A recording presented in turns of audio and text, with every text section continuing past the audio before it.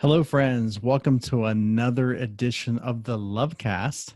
You are listening to episode 129, I believe, 129. And this one's going to be entitled What You Work For, You Will Never Have, Part 4. So we're in the middle of a series, and we've done 3 parts of this series so far. If you've been following on the Lovecast, you will know that. But this is part 4 in the series, entitled What You Work For, You Will Never Have.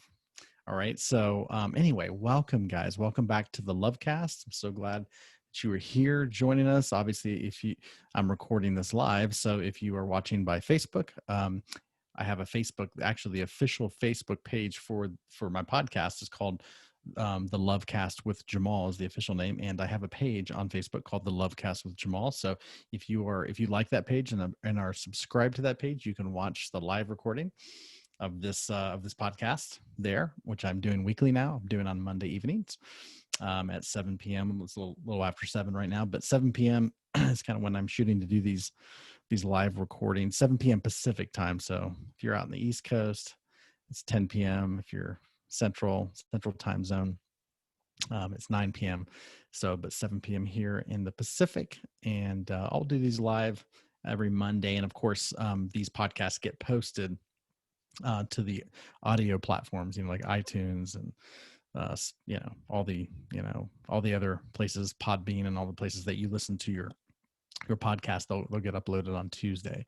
So if you're watching live via Facebook, welcome, and you get a little early sneak peek of these conversations. Anyway, hope you're doing well. Again, I appreciate the listeners. Thank you for letting me know you're listening and that this series is resonating. I'm excited about tonight's topic. Okay, again, if you've been listening to the podcast, you know that I'm talking about all the things that we typically are trained to work for. Okay, if here's a theory, and just not a theory, it's just what I've come to understand and experience in my life, that whatever you pursue, you never have.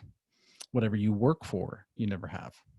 It's the illusion. I know most of us are trained, we're brainwashed from day one to go after things that we want. And we're trying to attain something that we feel deeply in our being that is lacking, right? So whether it be money, whether that be, a sense of significance, accomplishment, even love. We haven't talked about that. Yeah, but we're going to get into that. All of those things that we feel like, I'm just missing, something's missing from my life. And so we then go try to get it from the outside. We try to work for it or achieve it so that we can feel better about life. I know that sounds very normal and like that's something that we can do pretty easily.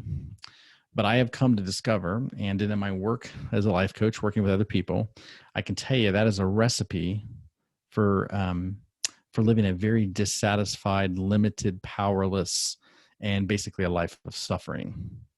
What you work for, you will never have. So people always ask me, so if I'm not supposed to work for those things, what am I supposed to do with my life? And the easy answer, the quick answer to that would be, well, you work from those things, not for those things. You work from those things, right? Yeah, you can work from security, but you can't work for it. You can work from a place of significance, but you can't work for it. You can work from a place of love, but you can't work for it, right? See where I'm going? You can work, from a place of feeling abundant and living this abundant life, but you can never work for abundance. Yeah, it's impossible. The reason it's impossible is because you can't go somewhere that you already are. If you want to take a trip, you have to go somewhere else.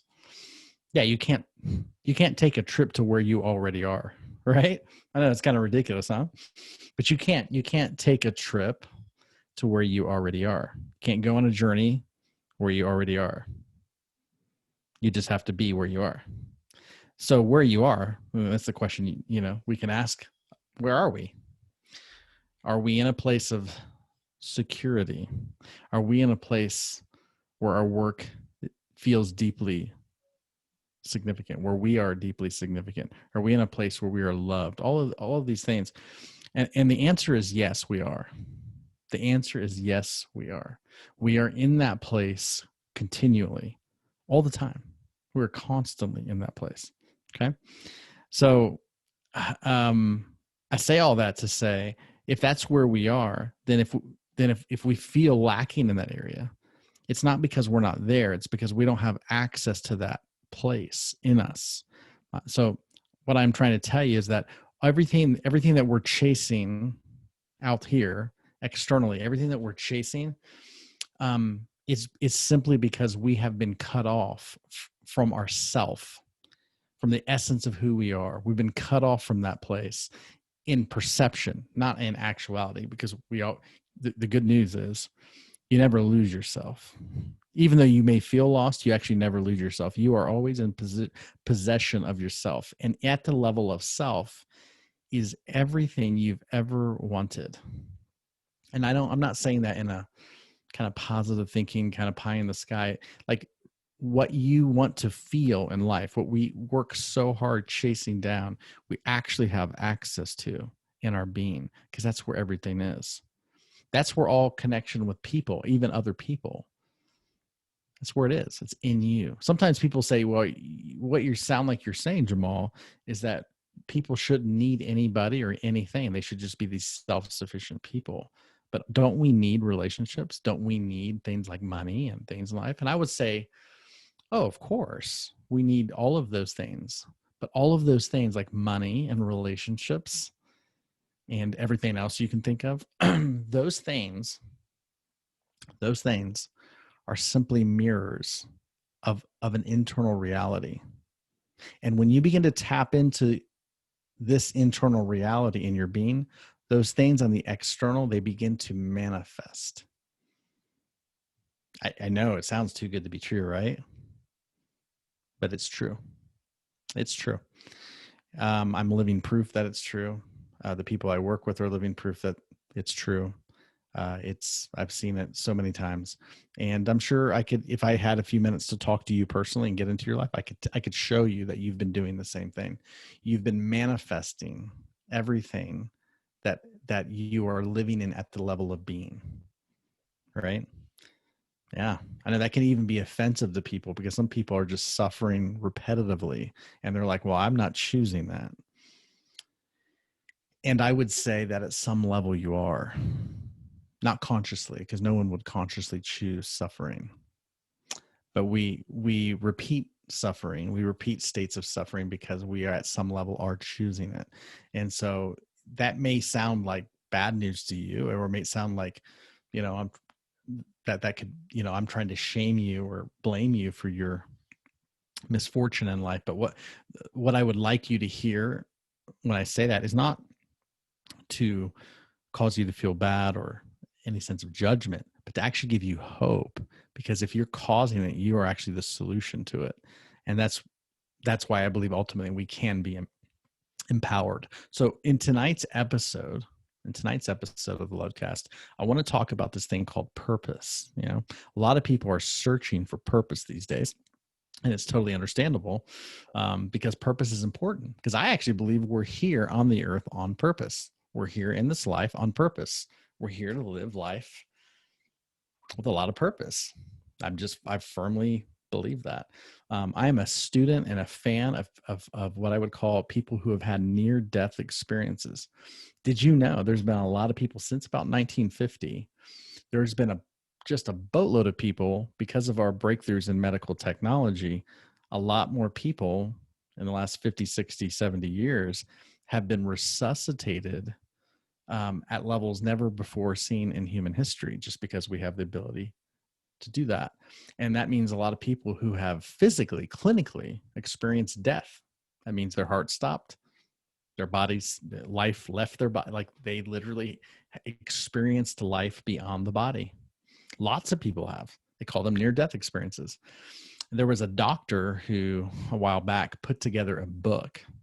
So he was coming across so many of these patients that he decided to write a book, and he actually titled it Life After Life. It's a great book by a doctor by the name of Moody, last name of Moody, but Life After Life. And he compiled, he compiled about 100 people who he felt very confident that, like, so he, verified their stories. They were verified clinically.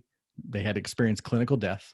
all these 100 people, and these 100 people also had stories that passed the test that he was using for his experiment, that seemed very valid, legitimate, and they experienced something quite real. And so he compiled their stories and analyzed them and found some of the commonalities in all the stories, because all those stories had a common theme. Even though those 100 folks didn't know each other, they all spoke of very similar things that they experienced post-death. And he put it together in a book. It's a fascinating book. I would highly recommend it. But aside from that, the reason I bring that up is because one of the things that's communicated to people who have experienced near-death experiences, or people who have experienced clinical death and they come back to talk about it, everybody comes back with an awareness, a deep knowing and awareness that we have a purpose. Human beings have a purpose. You and I have a purpose, and we're sent here to this world, to this life, to live out our purpose, right?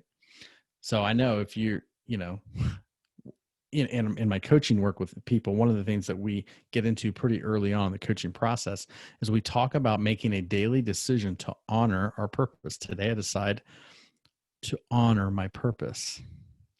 And that often brings up, which is normal, a question, which is, I don't know what my purpose is. How do you know what your purpose is? If we're here on purpose to live life on purpose, isn't it necessary to know what our purpose is? And I would say no. I would say it's not necessary to know our purpose. I know it's kind of crazy, huh? I don't say it's not necessary to know our purpose because our purpose isn't important. No, our purpose is of utmost importance. It's extremely important to know our purpose. But it's not. People I feel like people get very stressed out about not knowing their purpose, and then it feels like, oh, if I don't know my purpose, then what am I doing? Maybe their career, or what am I doing in life? It feels like they're wasting their time.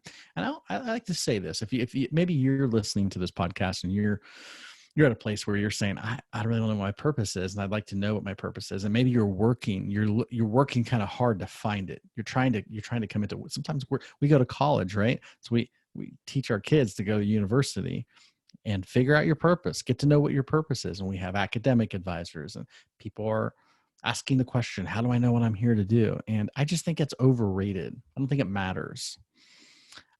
I don't think it matters because it's not because our purpose isn't important. It's because your purpose is not lost. Let me say that again. Our purpose is not lost. It's not like it's been misplaced and we're like, we got to figure it out. It's like wandering around somewhere and it needs to be found. No, your purpose isn't lost. It's in the same place it always has been. Isn't that good news? Our purpose is in the same place that it always has been. And where is that? Where is our purpose?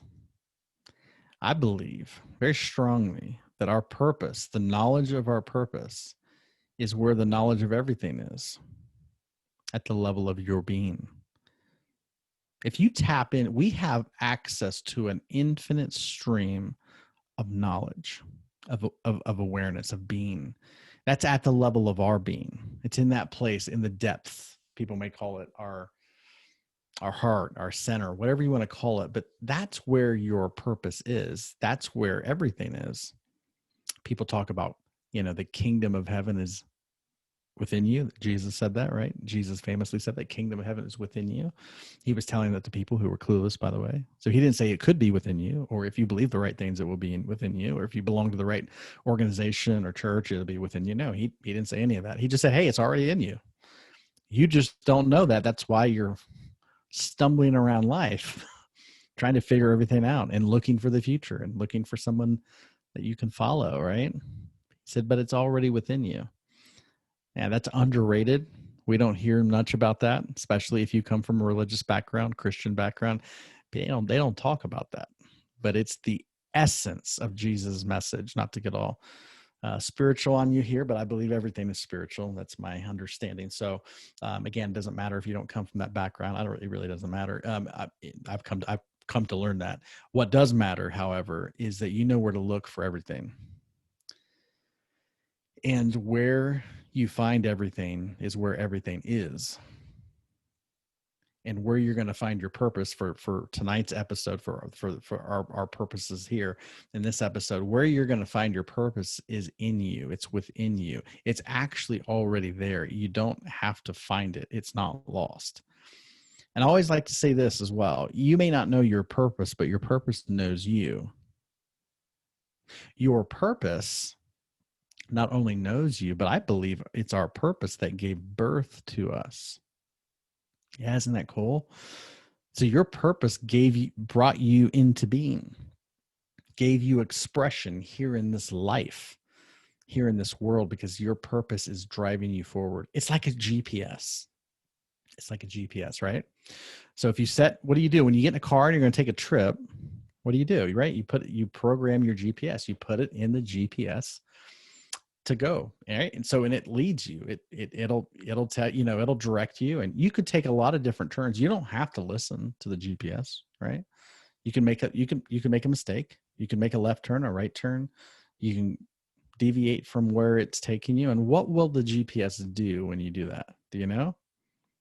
Yeah, that's right. It'll reroute you. It'll just keep rerouting you. Now, I've experienced this in my own life. I have a GPS that's guiding me. It's my desires. It's the things that are pulling me forward. Your GPS is like the thing that calls out to you. It's not really even a choice. You just recognize it. And it's the reason you have certain passions and certain dispositions. It's the reason why you make certain choices in life, and that's kind of it's your guidance system. Everybody's different. Everyone has a unique GPS guidance system, but it's your purpose that's guiding you. So you can take a lot of different turns, but it'll keep calling you back. It'll keep calling you back, pulling you forward, and you just can't. The thing you're here to do, the thing you're wired to do, it's just going to keep knocking at the door, gnawing at you. That's how you know there's some purpose here, right? And so your purpose has given birth to you. Your purpose has been leading you from day one. It's why you have had certain experiences. Isn't this cool? Isn't that good news to you? It's not lost. It's actually guiding you. It has been the whole time. Look, if you're listening to this live, just type in the comment section, good news. Yes, I love that.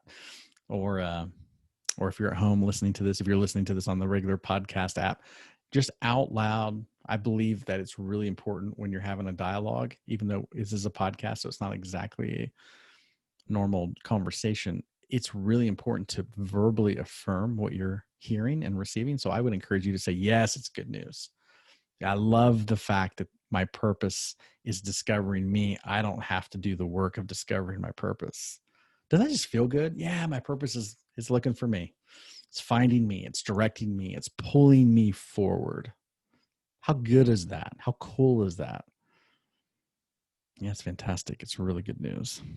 You can take a break. You can just enjoy life. Okay, so what I'd like to do in the remainder of this podcast episode is I'd like to tell you what to do with the rest of your life. Okay, just small things. So if you don't know what to do with your life, just listen to this podcast and you will know. I'm going to tell you what to do with the rest of your life. Isn't that good news? Yeah. So if you'd like to know what to do with the rest of your life, listen further for the next few minutes. Okay. So since we don't have to find our purpose, and since our purpose is finding us and coming after us, why is it that so many of us don't know what our purpose is? Right? I'll tell you why. There's really two reasons, okay? And I'll touch on them briefly. First reason is because we're doing things that we should do, and we're doing things that we have to do. That's the number one reason that most of us in life, if you just interact with people out and about, going to the store, working jobs, doing the thing, living life, most people have no clue. If you ask them, what's your purpose? Why are you here on the earth? Most people cannot tell you that. They have no clue. And the reason is because they are doing things they should do, and they're doing things they have to do. Should and have to. Should and have to. We're trained, we're brainwashed, we're indoctrinated from day one by our society, by our religious systems to to act, to behave in such a way that it corresponds to this is what you should do. This is what you have to do. Okay. It's what you should do. And this is what you have to do. I just want to say up front right now, you don't ever have to do another thing in life that you should do. And you never have to do anything. You don't have to do anything, and there's nothing you should do. Because should energy is obligatory energy. It's like something I just have to do. You just got to do it. I have to do it. I should do it. There's nothing you should do. There's literally nothing you should do. And I would say, even if it's quote unquote the right thing to do, the smart thing to do, even if it's something I would recommend people doing, if you should do it, don't do it. If you have to do it, don't do it. I mean, the best things in life are not things you should do and that you have to do, right? So there's only really one thing to do. Once you cut out, so think about life as a diet. So we're going to cut out bad things from the diet. Okay, everything you should do is going to be toxic. Okay, so don't eat toxic food, don't eat should food, and don't eat have to food. Let's cut those out of our diet. Let's remove any should or have to energy. Yeah, let's remove it. I always recommend people only do what you want to do. Yeah, if you don't have to do anything and there's nothing you should do, then you're only left with one option. Do what you want to do. And I know this gets really sticky because people say, well, I don't really want to go to work today. Okay, then don't. You don't have to. Yes, I do, because if I don't go to work, I'll get fired. Okay. But you don't have to go to work. They'll fire me. Okay, let them fire you. Well, if they fire me, I won't have any money. Okay, then don't have any money. You won't get money from your employer. That's right. So where will the money come from? Well, it'll come from somewhere. We don't know where exactly at this point, but it will come from somewhere. That's a discovery process. It may come from something else you choose to do, right? Okay, so you don't have to do anything. This is all the programming and the brainwashing. It tells us this is what you have to do, and people get in the rut of doing what they have to do, and it's draining of your life energy. And after a while, people settle for a life they have to live. People settle for a life they should live. But if you're living from a place of should and have to, you are not living life rooted in your own desire. So I always tell people, do what you want to do. And sometimes people push back and say, well, what I want to do isn't actually healthy. It's actually it's unhealthy. Well, I would say if it's unhealthy, if it doesn't serve you and other people well, then you don't really want to do it. You have learned how to escape from a life of should and have to. People who are doing unhealthy things, like if you're abusing drugs or alcohol, or you're into like really things that are really just degrading your person or degrading other people, if you're doing that, it's not because you want to do that. It's because you're trying to escape something. You have not mitigated some trauma in your life, unhealthy relationships, whatever it is. People don't actually want unhealthy relationships, codependent relationships. People don't want, I'm convinced people do not want to abuse drugs and alcohol to get to numb themselves, to medicate themselves, to check out of life. Nobody wants that. People actually want to feel better. People want their nervous system to be calmed down so they can relax and not have anxiety. People want to feel that their life has significance and purpose. People want to feel the bliss and essence of what life has to offer. And because they don't feel that, because they've been living a life that they have to live or should live, they feel boxed in, controlled, and there's a lot of pressure, and people try to escape from that. And then the things they do to escape from that are not their true desires. No, they're trauma responses. So I always tell people, you don't have to be afraid of living a life into your desire, because everything you really want is ultimately good for you and everybody else. Because we are beings of love. At the end of the day, we are at the core of who we are. We are deeply good. You are deeply good, and your desires are deeply good. It doesn't matter who I talk to. If I have enough time with them, I can prove it to people. They are good and their desires are good. Yes, they may be traumatized. Yes, they may be operating from trauma. So it appears that they are not good, but they're good. At the core of them, they're good. So if you're living a life in which you're not doing anything you quote unquote should do, and you're not doing anything quote unquote that you feel like you have to do, then all you're doing is you're living a life on your terms. You're living a life of, you're just doing what you want to do. And when you start honoring what you want to do in life, honoring what you want to do in life, that's when you begin to come awake to your purpose. Your purpose. That's when you will come awake to your purpose.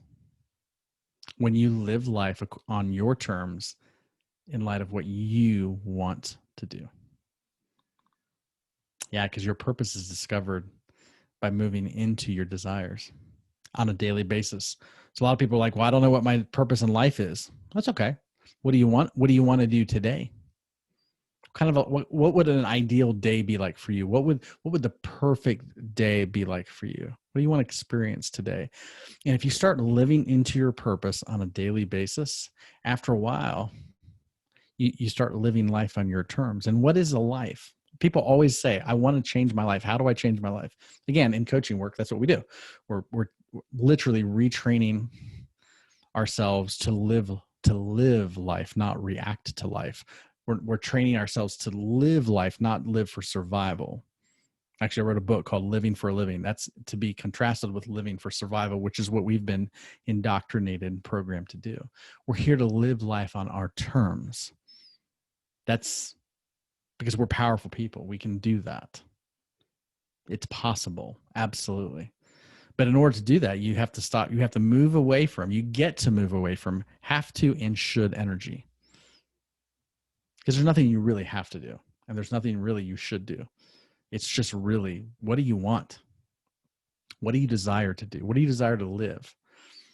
How do you desire to live? Once you start moving into that, you start discovering your purpose because it's deeply connected to your desire. So people say, how do I change my life? You don't have to change your life. You just change your day. You just change how you begin to live your day. You begin living your day according to your desire. Just your day. That's it. That's all you have to worry about. Okay. But the should and have to is one reason why people have a difficult time discovering their purpose, is because they're living life, and their whole life is rooted in, this is what I should do and this is what I have to do. Okay. That blocks us from living a life of, this is what I want to do, because what I want to do feels like it's inaccessible or impossible. But when you remove should and have to, all you have is desire, which is incredibly exciting. Okay. The second reason, okay, that's the first reason that people don't know what their purpose is. Second reason, this will be the final reason I communicate to you tonight. The second reason people don't live life on purpose or into their purpose is because of unprocessed and uncleared trauma. Unprocessed and uncleared trauma.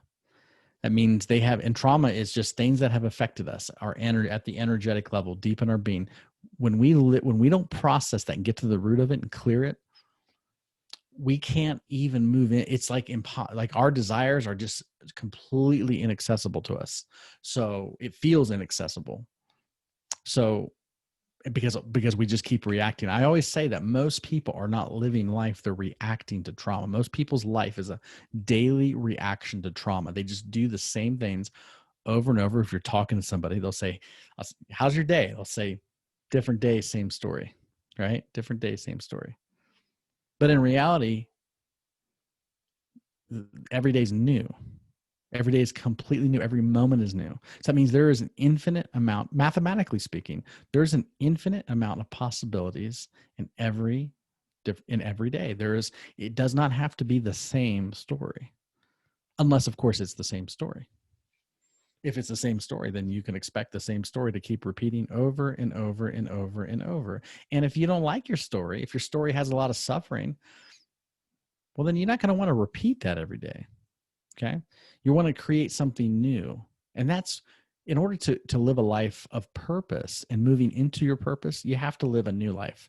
You can't live a life is simply the past being regurgitated every day through just repetitive patterns of suffering. That's not living. That's people reacting to trauma. And they call it a life. They say it's the same story, different day. Yeah, but it's the same story from the past. It's not new. And then of course you can't live into your purpose if that's happening. So how do you get out of that is you start to clear and process trauma. You clear and process trauma. And when you begin to clear and process trauma out of your life and you clear it, then the story is over. So whatever that story is from the past, that story of victimhood, that story of, pain, the story of the things that have happened to you, it's in the past. It's not actually in the present. And when it ends and you get to be present for your life, yeah, then we can wake up to our desires, which wakes us up to our purpose. Does this make sense? If you're watching this and it makes sense, just say yes, it makes sense. Or if you're at home, even though you're just listening to this podcast, just say out loud, yeah, it makes sense. It makes sense. If it doesn't make sense, it's okay. But let me know. Shoot me if you're watching this live, then tell me why it doesn't make sense to you. Or if you'd like, you can send me an email to jamal@jamaljavanji.com. And you can just let me know what you're feeling as a result of this podcast episode, what you're struggling with, where this dilemma seems to be. I'd love to hear from you. Love to dialogue with you about that. So send me an email, jamal@jamaljavanji.com. Also, I'd love to have you on my mailing list. If you'll go to jamaljavanji.com, which is my website, if you'll scroll to the bottom, you can put your email address in there and click submit, and you'll get on my mailing list. And I'd love to keep this dialogue going. Anyway, I hope this has been helpful. But just to recap, our purpose is not lost. You have it. You are here on purpose. Your purpose is in you. And your purpose is not something you need to discover. Your purpose is actually something that's discovering you. So what two things block us from awareness of our purpose? One of those things is living life rooted into like should and have to. So you're doing things that you should do, you feel like you should do, and you're doing things that you feel like you have to do. That actually will keep you from your purpose. So we want to get rid of the should and have to. There is nothing in life that you should do. There's nothing in life that you have to do. So all you're left with is, what do you want to do? Right? So in order to move into what you want to do, maybe that will bring up some limiting beliefs. A lot of folks will say, well, I can't really do what I want to do. If you're saying that, if you've been listening to this, you're going, well, that sounds nice, but I can't really do what I want to do. Well, then, I would disagree with that. I think everybody can do what they want to do. If they feel like they can't, it's because there's some limiting belief structure that's holding you back from it. That needs to be looked at. Obviously in coaching, we examine that and unpack that, and we free people from that. And when people start changing their limitations and start getting rid of their limitations, they just start moving into their life, living on purpose, into their purpose. But moving out of should and have to, it opens us up to living into our desire. And then the second thing that keeps us from our purpose is trauma, unprocessed trauma. So when you start clearing the trauma, doing the inner work of clearing trauma, a life of desire and purpose, you just come awake to it. It's already there. So anyway, I would love to had a call come in here. I hope didn't disrupt the recording here, but I'd love to hear from you. So yeah, visit my website, subscribe to this podcast if you're listening on Apple, or if you're listening on iTunes or wherever you're listening, Podbean. Just subscribe to it and rate the podcast and review it. It really helps us get visibility, and we'll go from there. All right. Take care, guys. Until next time. Bye-bye.